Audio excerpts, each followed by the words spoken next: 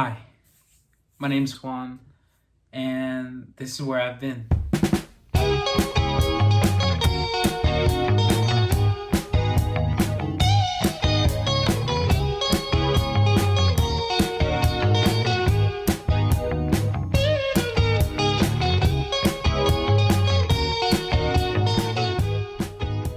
I've been meaning to make this video for a long time, and basically this video is like a little recap. I've been a while for away. I've been a while for away. I've been away for a while. I'm sorry. It's just like being in the military. You tend to lose brain cells, and like because I've been like meeting up with so many people that I haven't seen in a long time. I get kind of tired of like saying the same story over and over again. So like I'm thinking what I'm gonna do is fucking get a QR code and like put that bitch somewhere. I'll probably fucking tattoo it on my hand or some shit. That QR code will like be a link to this video, and then you can be like catch up on me, sort of like a fucking TV show, like last time on Juan's fucking stupid adventures or some shit, something like that. But yeah, here we go. In 2017, after 1 year of college, I enlisted in the National Guard, and I looked at it as a way to pay for my education. Now, I'm a first generation college student, and damn, the price tag for school in this country is fucking massive. And not to mention the price tag of going to school like Columbia, right? And that's the thing, like I assumed in the National Guard that my duties were just part-time, and ideally that's the way it's intended to be. You go through basic training, you go through AIT, you complete the whole IAT or initial entry training aspect of it, and you're in. Like, that's it, right? And for those of you who don't know, the National Guard is a part of the Army that works very similarly in comparison to the reserves. For example, A, we show up 1 week in a month, and B, we have annual training that can vary from 2 weeks to a month in some cases. The only notable differences between the reserves and us is the fact that us guardsmen are funded by our respective states, and the benefits in each state can vary. For example, in the state of Illinois, you can go to any state school, ISU, UIC, and get your tuition paid 100%. And in Chicago specifically, another benefit is you're entitled to a free bus pass and train pass that works 24/7 year-round, and that's just Illinois. In other states, say for example the state of New York, as a guardsman, you get a complimentary pair of Timbs just so you can be dead ass when it comes to drilling. No, I'm just kidding. I don't fucking know. I don't really know what they're entitled to, but I wouldn't be surprised.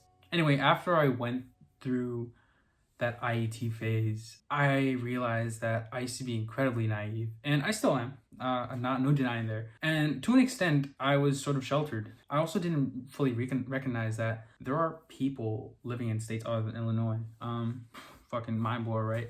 Yeah, I get it. I understood before that people actually live in South Dakota, right? But through the military, I met and interacted with so many people from different backgrounds and different cultures and lifestyles, and not to mention people from other parts of the world too, man. Like my good friend Abramishvili, who so happens to come from Georgia, not the state, but the Eastern European country. With that said, I became so open-minded, and say what you will about the military, but damn, it really opened my eyes, and it boosted my confidence and pushed me to be a go-getter. I went back to school for spring 2018, and my grades were never better. I participated a whole lot more in class, and honestly, I was very eager to learn new stuff. Beforehand, I was a very shy person. I would just go to school and come back. Like, I didn't really do clubs. I didn't really do anything outside of class. And I realized, like, in the art field, that's fucking terrible, dude. Like, you have to network. Like, that's a thing that you have. That's a skill that you have to develop and hone, that you really have to master. But because of me being this shy, sort of sheltered person, I would fear what people thought of me if I got shit wrong or did things wrong, But my time in the Army pushed me to get out of that comfort zone and to go after new projects and collaborate with people, And not just art school, man, but like life in general requires is to get out of your comfort zone and actually chase those opportunities, man. Like, let me put it to you this way. I joined the Army out of circumstance, as do many service members do today. And let me tell you, there's no shame in that whatsoever. There's nothing, absolutely nothing wrong with that whatsoever. If you need to put money on the table, if you need to take care of your family, if you got to find some way to do it, the military is the way to go in this country. If you're in a tight spot and if you need some guidance, if you don't know what to do in your life, join the military in this country, in my experience, can really help to push you in the right direction in so many ways. Mentally, career-wise, in terms of education, you name it. In the IET phase, especially in basic, you learn to come together as a team and put aside your differences, to put aside your pride and work together and achieve things you never thought were possible. Like, holy fuck, I hate ruck marching, man. Like, that's, I don't hate many things in my life. Like, I think hating is just, like, requires so much energy. And it's gonna sound cheesy, but, like, if I were to do anything in my life, if I were to put energy towards something, I'd rather it be towards something that I can love, right? Sounds cheesy, but, like, I'd rather fucking smile than frown all day. But with that said, the one thing, like, one of the things I actually hate in this life is fucking ruck marching, dude. Oh my god, I fucking hate it. But my battle buddies, man, they kept me motivated and they kept me moving forward, man. Like, goddamn, I'm so fucking grateful for that. I truly am. When I came back to school, I applied this mindset, this positive, open-mindedness to school. I was so ready to direct more films, and I was so ready to suck at my first play. Because after training, I learned that through sucking, you end up becoming a better version of yourself, a more refined, experienced version of you, right? You learn through your mistakes and what to do next time and what not to do next time. And now I know like how to nail this audition, and now I know what I did wrong because I didn't get this audition, you know? Things like that. Yeah, like basic was rough. But I kept reminding myself in the beginning, like, even though I wasn't the fastest runner or the best public speaker, if I applied myself to something, I knew that I could achieve it. For example, the fastest 2 mile I ever ran was 13 minutes and 38 seconds. Like, that was fucking wild, dude. But guess what? I did it. At one point, that optimistic, can-do attitude version of myself died out. And I say that because after I came back from training, I had only a few months to myself before my unit went on deployment to the Middle East. And in those months, I took advantage of it and I did a semester at Columbia. And the contrast is, it's fucking huge, because it's like, I was used to getting shit done. I had plans, I had projects to get done, I had projects to film, I had stuff going on every week, I had sets to dress, I had assignments to ace, like, and all of that was put on hold because of my military obligations. I had no choice. A huevo tenía que hacer esto. Like, there was no backing out. Not to play the suffering Olympics or anything, but the only person who had it worse than me was my buddy Sam. Arguably my buddy Sam, because he just graduated from high school and going through the exact same training that I did, Fort Gordon and Fort Jackson. This guy was ready to go to college. He was ready to go to ISU in the fall. But then they told him, they were like, yeah, you're doing that next fall, man, because you're going on deployment, fucker. But like I said before, I was ready to get shit done, you know? But as with many deployments, it's essentially the complete opposite of getting shit done. Not to diss our great infantry soldiers, because they're the ones who are putting their lives out there, getting shit done, you know, for us, the rest of the military, and the country, really, man. Like, goddamn, those are the real heroes in my opinion. But even on the other side of the battlefield, like, there's still a lot of what we refer to in the military as downtime. Downtime is this glorified term for, we've got nothing on our agenda for y'all today, or anything for y'all this week, or anything for y'all this month. But in the meantime, get busy, or at least try to look busy. Whether it be doing college classes online, promotion reports, or cleaning the shop set. And that's during work. After work is basically the exact same thing, but you can go to the gym, binge watch Seinfeld, whatever shows you're into. But after a while, that shit gets old incredibly quick.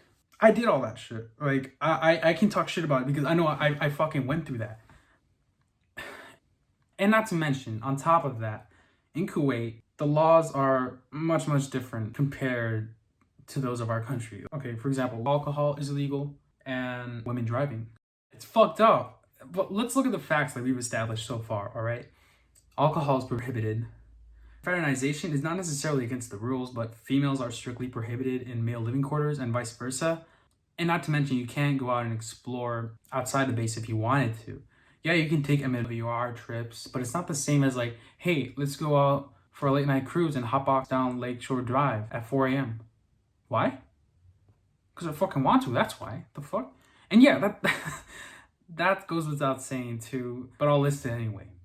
Certain mind-altering drugs are a no-no in the military.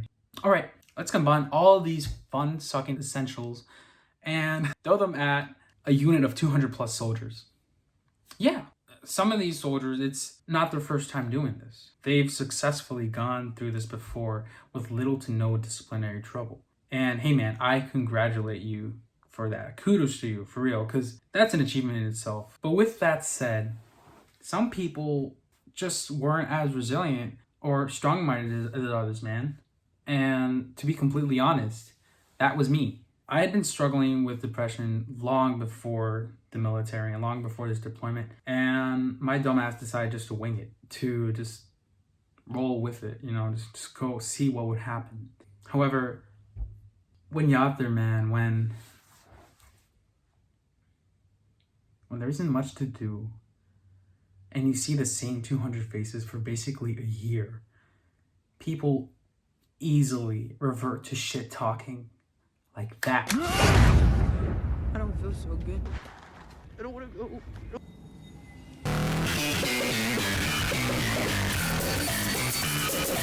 So then to add on top of that list of fun-sucking essentials, shit talking, and just all around negative vibes from consensuously the entire unit to an extent, I became a product of that environment pretty quickly too. Before, I was this guy who was open-minded and wanting to explore shit. And it's like the vibes on deployment were pushing me to do the opposite, man. Like, to be cold, to not look forward to anything, and be skeptical of any change. Look, I don't want to label certain people or label my unit as that for a whole. Because I made some great friends on deployment, as well as made some enemies, but I don't hold grudges. So like maybe they were my enemies, but I didn't keep that fucking like that rivalry going, right? But like there were great people on deployment, and there were people who weren't like that at all, like the vibe of the time. And there were some people who just didn't let those circumstances bring them down, like they did, like the circumstances brought me down. I came to a point where my depression hit me pretty fucking hard. Before, I had never really confronted my mental health and dealt with it. And I know I could have seen a chaplain, talk to others, and open up about the way I was feeling, but it was really hard for me to do that. I kept that shit bottled up inside, and if I were to regret anything, it'd be that. The fact that I didn't seek help sooner, you know? But what really made things worse for me was social media. Because I had virtually nothing else to do. Of course, I spent months on Netflix looking at memes, looking at burradas, you know, and like, but with that, I also saw people advancing their careers, their education, doing what they love to do. Meanwhile, I was kicking the dirt in a 3x3 mile sandbox, you know? I seen them at pendejo just fucking doing stupid shit. And like, of course this shit made me jealous. It made me frustrated, you know, the fact that I was over here not doing what I wanted to do. I wasn't pursuing my passion. Fuck, like, and people were out there, you know, doing what they wanted to do with their lives. Even people I had romantic relationships with sort of died out. Because realistically, there's only so much you can do being 6,000 miles away from them to keep not only relationships, but friendships alive too. And it hurt to look back at what was happening back home and to be replaced. That shit fucking hurt, dude. But then at one point, all this monotony, man, it all came together. And at one point, I thought my life had no meaning, no purpose. I wasn't happy. I wasn't happy with my life with what it had became, you know, what it had become. I'm sorry, I'm not the best at grammar, but yeah, that's what it felt like, you know, man. I felt like I didn't have any purpose. Like, I just wasn't happy with where my life was going towards, you know. I felt pathetic. So naturally, thoughts of suicide came to me. And look, I'd only thought of it, right? I never went so far as to planning it or getting materials to prepare for it. Because in the back of my head, I knew I couldn't do it. I knew I couldn't go on and actually execute this fucking horrible thing, you know?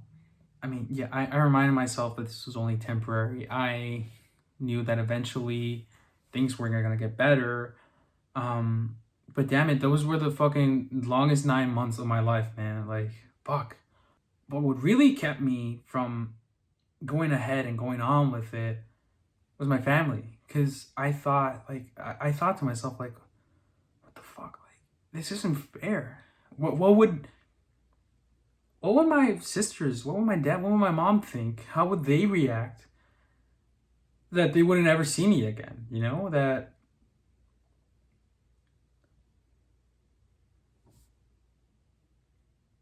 hurt me the most because my mom already has diabetes, and adding this shit on top of that, fuck, like I just couldn't do it. I couldn't bear to break her heart like that. I put myself in her shoes during those moments. How could I want my son, you know, Mijo, a person that I gave life to be burdened with extreme sadness to the point that taking his life was the only way out? And I thought, fuck, you know, I can't. I won't. But eventually I made it. Eventually I made it home, and like my God, it felt so good to be home. It really did. I felt a bit strange at first, not gonna lie, like having freedom again, the choice to see whoever I wanted, the choice to sleep in all day and not worry about reporting. It felt amazing. And I decided to make this summer the best one I've ever had because the year before my summer was taken up by basic and AIT. And I thought to myself, I owe it to myself to have a fantastic vacation. I fucking deserve this shit, you know?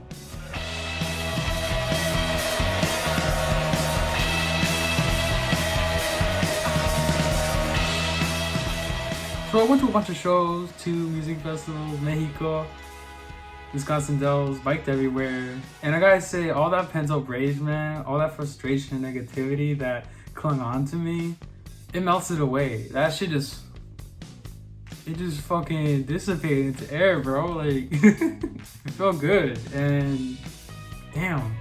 I really, really felt this at Bonnaroo. Just so many carefree people and people who didn't judge. Like, this place glowed with happiness and genuine joy. It was fucking beautiful, man. I want to go back next year for sure. But I'm gonna admit it. I got a little lost in this blissfulness. Although those horrible thoughts and energies were released, they came back every now and then. And I looked forward to the next show or bike ride as an escape from that. I didn't really confront what was eating me inside all these years. And so finally, for the first time in my life, I asked for help. I started going to therapy 2 months ago. And to be honest, man, it was scary, for sure. As a Latino, it's sort of established in our culture that mental illness and conditions don't really exist. And on top of that, coming from the military, I sort of thought I was strong enough on my own to do everything myself. But turns out I'm not that strong. And I've learned to be okay with that because it is okay. It really is. Rocky Balboa, man, he's someone that I really look up to. I know he's fictional, but goddamn, like Sylvester Stallone he really broke the mold in creating this character and bringing him to life just the way he fucking portrays him, man. Because I don't think anyone else could ever, like, do Rocky Balboa the way he did.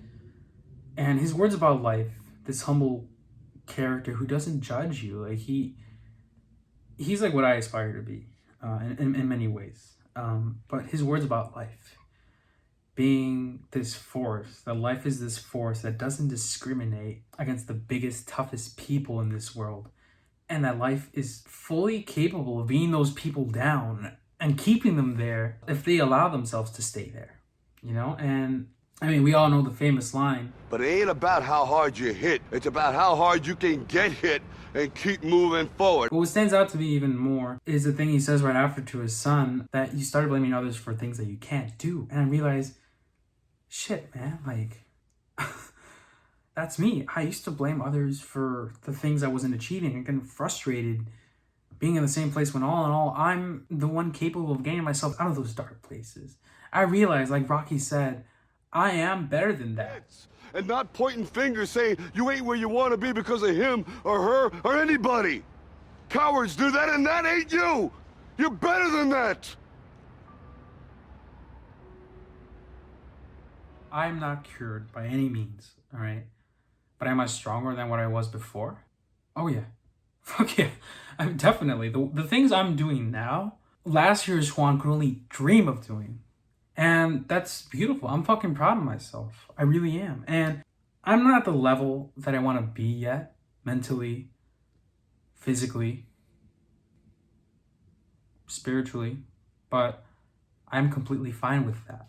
Because I know I will get there one day. In the meantime, I can seguir chingándole. We gotta just keep it up, you know? And I know I will have those bad days. That could sometimes lead to bad weeks, but it's fine. Now I know that's just temporary because the best is only yet to come, man. It really is. And look, I'm not saying if you have negative thoughts or feelings to just brush them off and ignore them and think of what's good to come. Because there is so much good that's coming. But doing that in itself can be really counterintuitive, man. Because it's fine to take it that negativity, to live it out while it lasts, right? Because if you have something that's in you inside, man, you can't really truly get rid of it until you acknowledge it and accept it. Until then, then you can find the ways to move on, work over it, and actively find a solution towards it. You know, I'm very grateful for therapy and the family and friends that I have to support me. However, some of us, unfortunately, don't always have those people. We don't always have this support system to tell us that this shit we're going through is temporary. And it's fine. It fucking sucks, but it's fine. Because I really fuck with what Kali Uchis says. You know, you just tell yourself all the things you need to hear because sometimes you don't have anybody else to tell you that. Sometimes we don't have those people. And circumstances bring us to become that person for ourselves. Like, we have to step up and be that person for ourselves to tell us to keep on fucking going, to tell us that we're fucking worth it. Because it's true. So if you need a hero, just look in the mirror. Just look in the mirror. He's right fucking there. You're right fucking there. You're fully capable.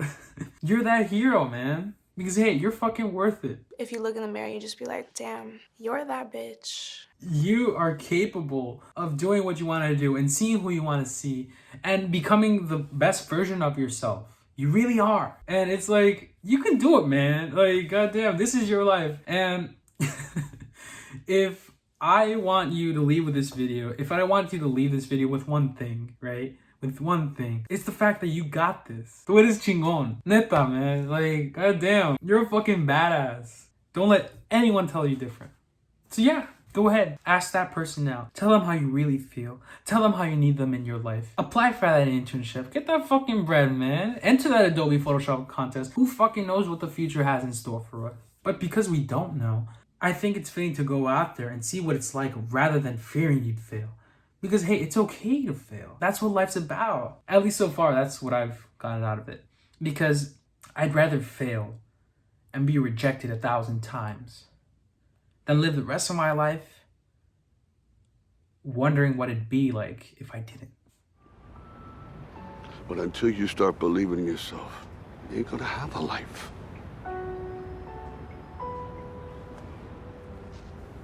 Don't forget to visit your mother.